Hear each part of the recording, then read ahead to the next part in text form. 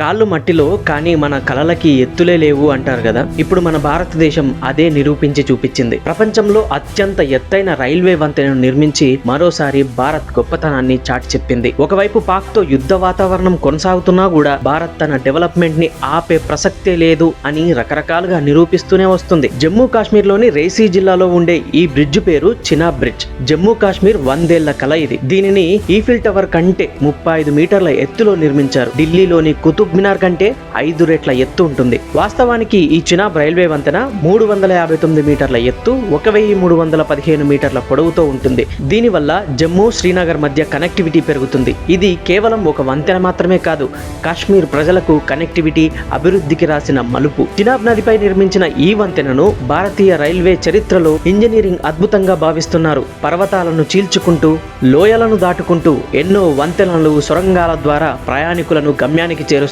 ఈ వంతెన. 17 సంవత్సరాల నిర్మాణ సమయం, 30,000 టన్నుల స్టీల్, ఎలాంటి టెంపరేచర్ కైనా తట్టుకునేలా దీన్ని డిజైన్ చేశారు. అండ్ ఇది ప్రపంచంలోనే అత్యంత ఎత్తైన రైల్వే ఆర్క్ బ్రిడ్జ్. గంటకు 266 కిలోమీటర్ల వేగంతో గాలులు వీచినా కూడా వంతెన చెక్కు చెదరదు అని చెప్తున్నారు. ఈ రైల్వే బ్రిడ్జ్ అందుబాటులోకి రావడంతో కట్రా, శ్రీనగర్ మధ్య 3 గంటల ప్రయాణ సమయం తగ్గనుంది.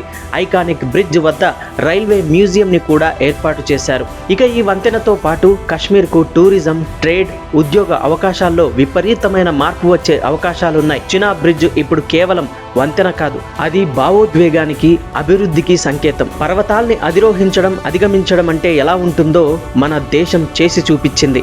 చినాబ్ బ్రిడ్జ్ ఒక భారతీయ శక్తి ప్రదర్శన. ఇది గర్వించదగ్గ విషయం.